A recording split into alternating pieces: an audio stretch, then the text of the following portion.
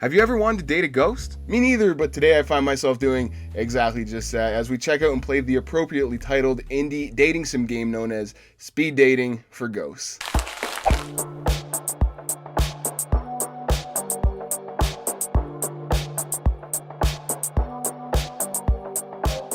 Speed Dating for Ghosts was released February 13th, 2018, and is available on Steam, itch.io, and most recently, the Nintendo eShop during February of the worst year of all time. Take a wild guess as to which one that is. For this review, I'll be playing the Steam version. Speaking of Steam, the store page says Speed Dating for Ghosts was both developed and published by Copy Chaser Games, where on the Nintendo eShop it says it was published by Laundry Bear. The Laundry Bear logo did appear under the words presented by, so I'm gonna assume Nintendo listed the information correctly and that this info is a small hiccup on Steam's part, or maybe it is different for the console port, I don't know. So just how do you start a ghost dating sim? Ease us in and get the ball rolling without it being awkward and weird. We're greeted by Fran, the ghost who threw this whole speed dating operation together. At first, I was a bit confused. For the longest time, I thought she looked like a deer with a broken neck, which is just weird, right? Why in the hell would a dead deer have a broken neck? It just doesn't...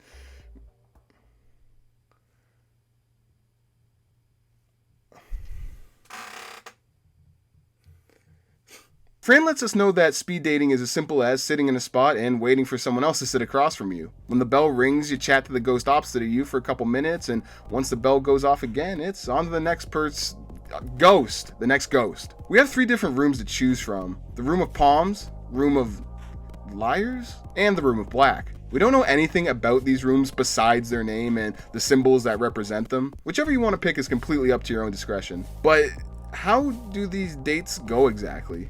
Well, I don't really know what exactly I was expecting. The game delivers right on its promise. You sit down and speed date some ghosts. One thing I didn't take into account, which I didn't even think of, was the gender of the people I'd be dating. Some look more masculine than others, some a bit more feminine, some will flat out tell you they don't want to be shoved into a label. With many of the ghosts being referred to with they, them, and their pronouns, which is pretty cool, I gotta say. Speaking strictly from the perspective of a straight white guy in his 20s, you know, this subset group of gamers, of people that play dating sims being excluded to, maybe not intentionally excluded, but being excluded nonetheless to appease and please someone such as myself, never even crossed my mind, not once ever. So being able to see that this is not only put in Speed Dating for Ghosts, but embraced, really helped to make Speed Dating for Ghosts, you know, stand out and feel really unique to me. The dialogue with fellow ghosts doesn't dive deep or even at all into the gender discussion or anything of the such, but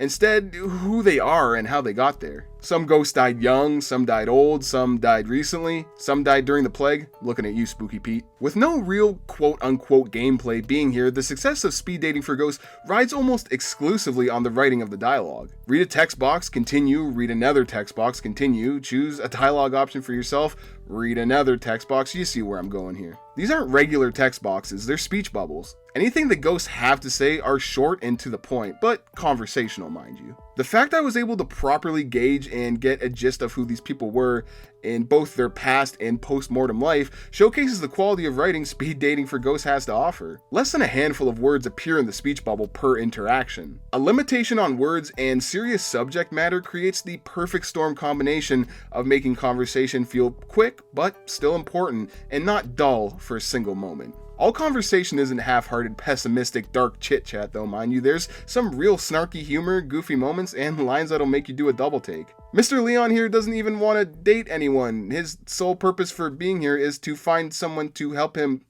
rob a bank. What? I really got into learning about all these characters here, even the ones I didn't like. They all have their unique quirks and shticks specific to them that make each ghost feel wildly different from the last and all interesting to talk to. Although there isn't much in the way of graphics or anything going on visually, you know, what's here accentuates the words like mustard and ketchup accentuates a hot dog. Someday, hopefully I'll be able to make analogies without having to use food. The words paint a picture that better represents how the ghosts look visually. I'm going to use Kyo here as my example for this small subject study. Without telling you what their text says, can you tell me what type of personality you would assume Kyo would have just by looking at them? Well, let's see what we can spot here.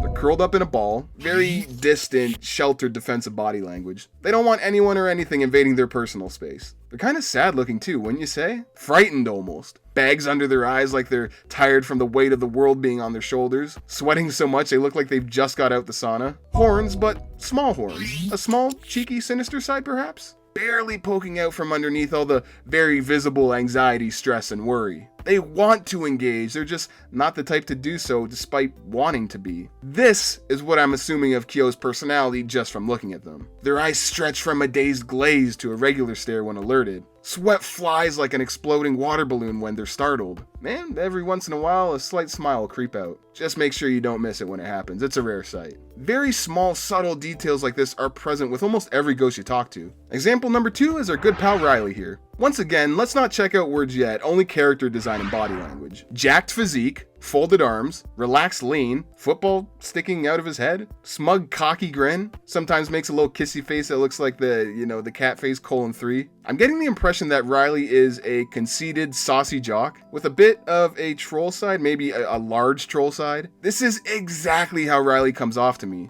Sure enough, he's constantly spewing off football puns while making a lighthearted joke of the whole situation in a self-braggadocious sort of way. Hattie is so very clearly a wholesome grandmother sort of character. The wrinkles all over, each one could tell a dozen stories. The eensy-weensy tiny glasses that would sit just on the tip of her nose if she had one. And a small cracked smile to help keep everyone's spirits up, because that's what good grandmas do. With most of the characters having a very unhuman-like design, their words only help to add to the caricature-esque representations as to who these ghosts were before dying. You know, it really got me thinking, like, what exactly did these ghosts look like when they were alive? Is it something really similar to what's portrayed in game? Is it something, way far off?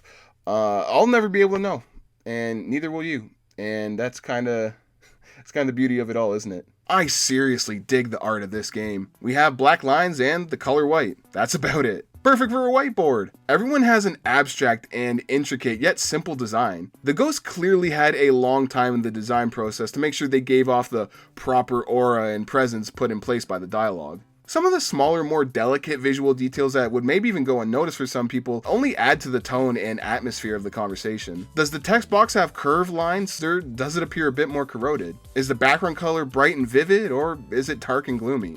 These all add to the personalities and are presented for your own interpretation. It's so good, I love it. The finishing touch that rounds everything out like a cherry on top of a sundae is the music. Surprisingly, it's really chill and relaxing. It's 50% elevator music and 50% ambient boops and bops that you could fall asleep to. It's decent enough to where I've actually been listening to it as background noise a lot lately when, gaming or working on other stuff or just vibing out in general. I highly recommend it. Go check it out on YouTube or Spotify for sure. So this is how speed dating goes, eh? You have one round with all 3 ghosts, shoot the shit, how'd you die, staring through my soul, all that good stuff. When round 2 comes along, it's more the same. However, if the ghost you talk to wants to take things to another level, they'll throw a not so subtle hint your way before bouncing. Once the second round is complete, you can choose who you'd like to go on a date with. You can choose from all 3, which kinda defeats the purpose, maybe? I thought the dates would go a lot better with the ghosts that I got along with, obviously, so that's who I ended up deciding to go with most of the time. This is where it gets a bit tricky to talk about without revealing massive spoilers that are better off enjoyed firsthand than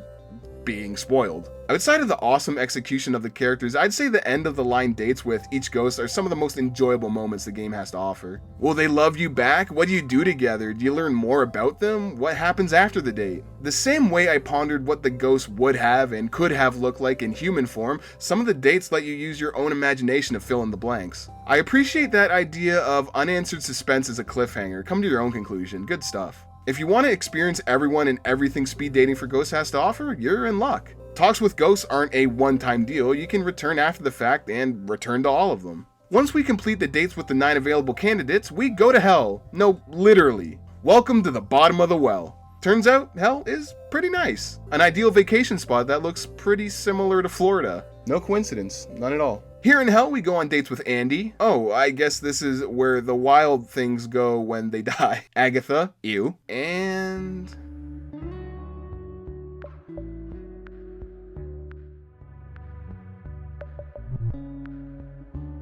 are you a dog?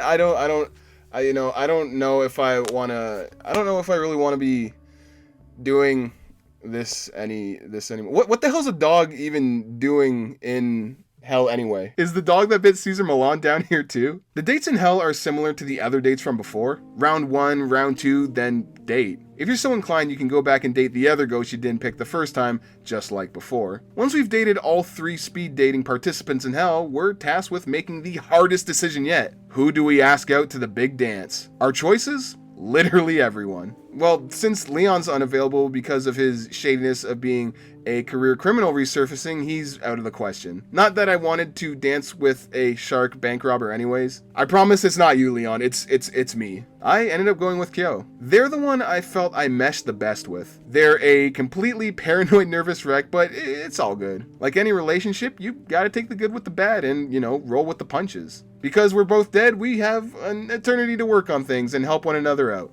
I'm talking about this game like it's a real thing. Like, what is going on here? That's how attached I got to these characters. I felt so immersed in this world of insanity, it managed to kind of suck me out of reality. There was a moment on my date with Kyo that really stuck out to me. They take us deep inside a wooded area to a lake that's completely frozen over. All the tree leaves are gone, a vast open space of all natural nature. Kyo tells us they come here to think, not to think deep or think out loud, but to simply be free, lose theirself in thought in one place where they feel that they can let their guard down and be them. They go on to let down all their defenses and confide with us that they don't need happy things around them to remind them that they're not happy.